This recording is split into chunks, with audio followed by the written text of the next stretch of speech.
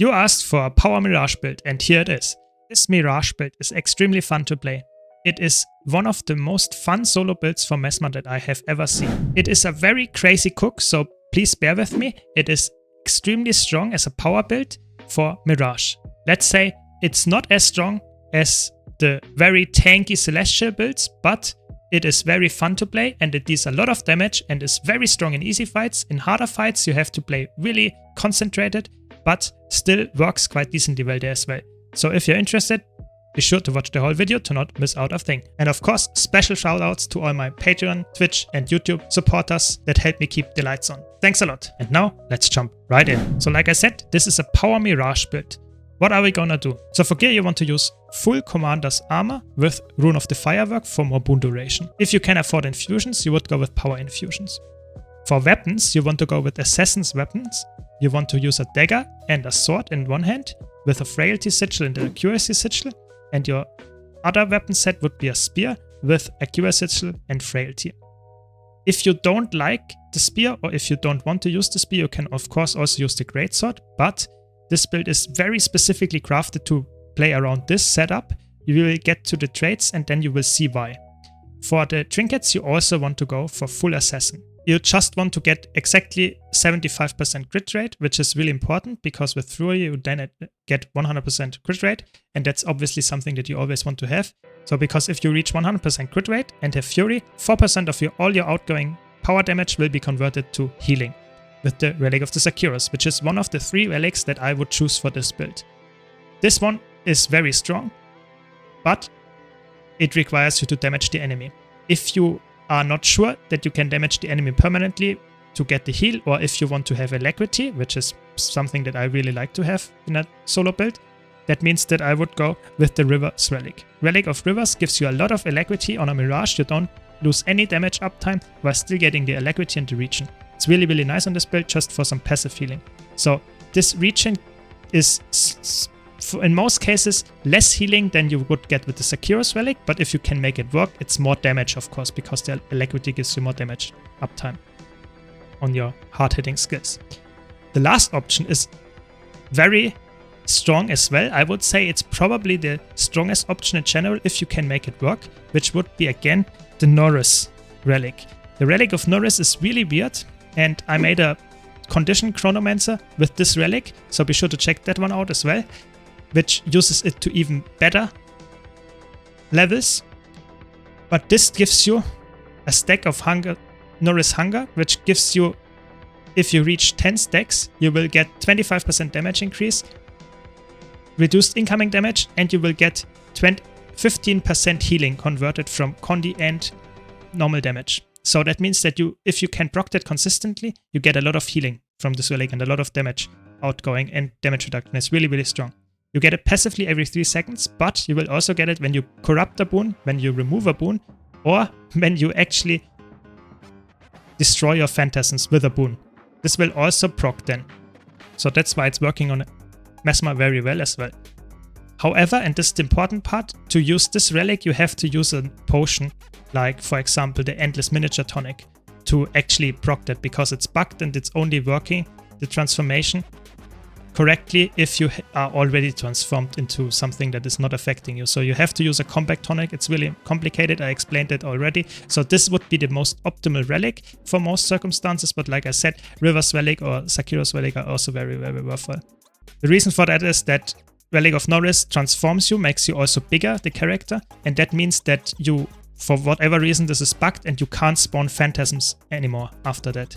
And this is obviously not working for Mesmer. So you have to be transformed before, and then this transformation does not happen. The effect still does happen, and the clones will spawn after that. But now enough of the relics. Let's go to consumables. For the consumables, you want to go with peppercorn crusted sous vide steaks, just from the minus 10% incoming damage and more power and ferocity. If you can't afford the ascended version, you would go with bowl of sweet and spicy butternut squash soup, same stats without the 10% incoming damage reduction. For utility consumables, you would go, if you are on a budget, with Superior Sharpening Stone.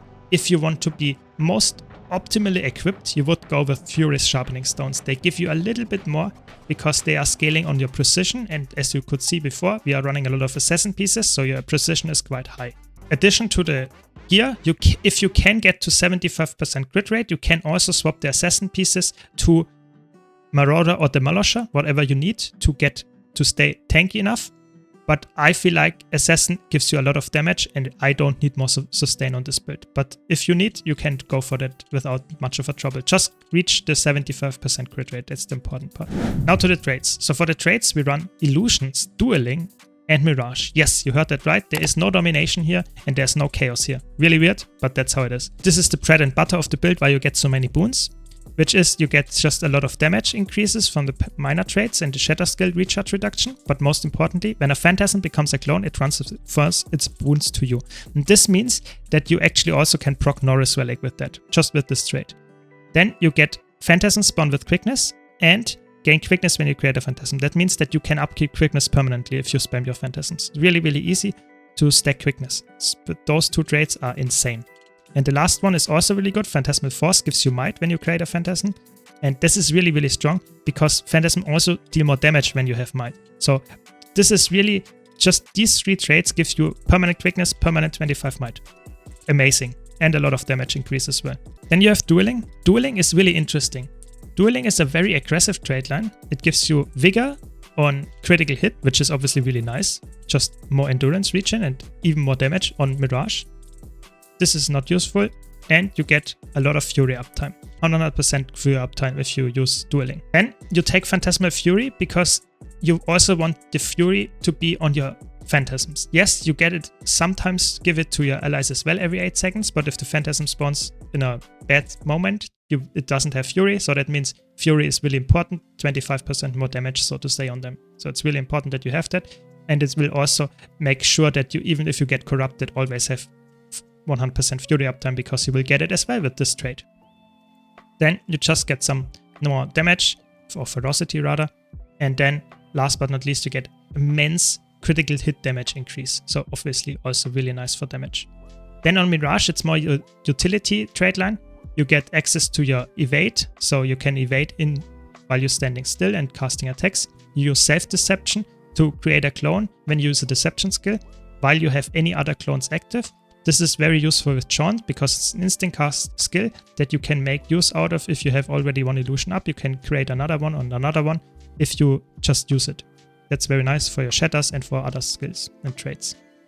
Then shatter skills give vigor, that's quite nice as well. But more importantly, you deal 10% more damage while you have vigor, and you have vigor permanently with this build. It's really, really nice. Of course, vigor is also very good as a defensive condition. Then ambush skills are improved. This is mostly important for, obviously the vulnerability on your dagger ambush can help, but most importantly it's for the sharp edges. And that's why you really want to have spear.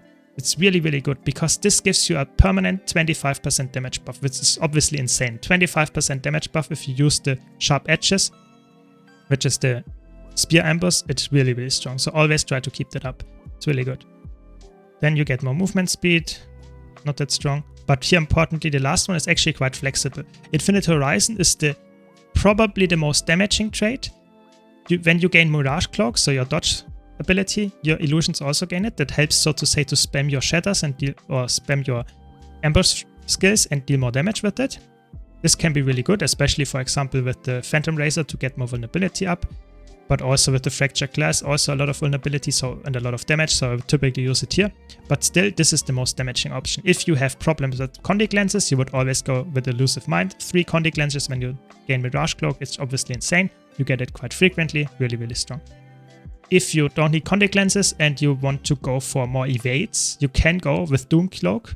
That means that whenever you shatter, when you have 2 clones or more active, you will get Mirage Cloak, which then lets you use your ambush, but also lets you evade. So that's the most defensive option, but it is a little bit, you need some brain power to actually use it correctly, because of course you only shatter then when you have 2 or more clones.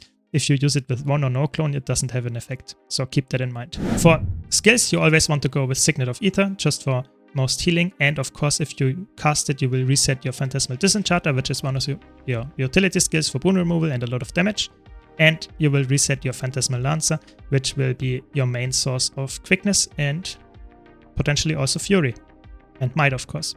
Then you have mirror images just for some more damage and a stun break, because you can shatter 2 clones with that, really nice.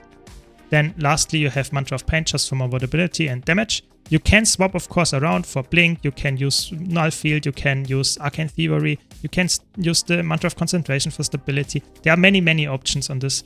You can even use Reflect or Portal, whatever you need. It doesn't really matter. The last slot is very free. I just use Power Spike as a main DPS tool, which is obviously the highest option here for damage. And lastly, you would always use Jaunt. It's very strong. It removes a condition. It's a teleport, a short-ranged one, which also does some damage, and you can actually get a clone if you already have one active. And it's just very nice just to reposition, get out of dangerous situations. For the weapon skills, of course, use the Spear 2 in conjunction with the Spear 4 to get 2 Phantasms up. Use the 3 skill if you need an evade or need Condy Cleanse or healing. And the 5 skill to reset your 2 skill, and then go in again on the 4 skill if you reset it with your Signet of Ether. On your dagger sword, you want to use your Phantasm of cooldown for damage, the 3 skill as well, and the 2 skill as well for damage. And the 4 skill can be used as some nice CC or as a nice block and evade afterwards. Other than that, your ranged auto attack, also your ambush, are really, really helpful. Use them whenever you don't have anything else to do. Other than that, always try to upkeep your Sharp Edges buff, so use your ambush skill at least once every 10 seconds on Spear to actually keep that buff up. You can also stack it actually to 20 seconds, so you can use it twice and then swap to the weapon, and then you don't have to swap instantly back to actually get the value of it. So for the rotation, you want to start with Phantasmal Disenchanter and then cast Phantasmal Swordsman and use your Dagger 2 skill into your ambush and shatter your F1. Use your Dagger 3. Before you use your F1, you also want to use the Mirage images to actually get a full 3 shatter combo, and then you use your Mantra and swap to Spear, where you instantly use your Spear 2, use your dodge again to get an ambush, use the ambush skill and shatter your F2, instantly use your Spear 4 into Spear 5, use your Spear 2 again, use your Signet of Ether to reset the illusions, shatter your F3, use your Phantasmal Lancer into Phantasmal Disenchanter, use your Spear 3, use your ambush skill and use your shatter F1 and your Spear 2 into Mantra when it comes up, and use Jaunt whenever you have one clone and want to get one more clone to get a shatter combo off. After that, you just repeat that loop from always using your ambush on Spear and using your 2 into 4 on Spear and reset with your 5 skill. You just do that one more time and swap back to Sword and repeat the opener loop. So it's a really, let's say, convoluted rotation in that sense for solo build, but it's really fun. It's really fast paced. You have alacrity and quickness, so it feels like you are in a group, and you have a lot of damage. You reach almost 20k with this build, and you still have a lot of sustain and quite a lot of defenses, but because of all your dodges as well. So I really enjoy this build. It might not be the best Mirage build. If you like to have the best Mirage build or the easiest to play, be sure to check out my Condition Mirage build in the top right hand corner in the description below. I hope you enjoyed this video. If you did, be sure to leave a like and subscribe for more content like this. Thanks a lot for watching. Thanks to all my supporters on YouTube, Twitch and Patreon, and I hope to see you all in the next video.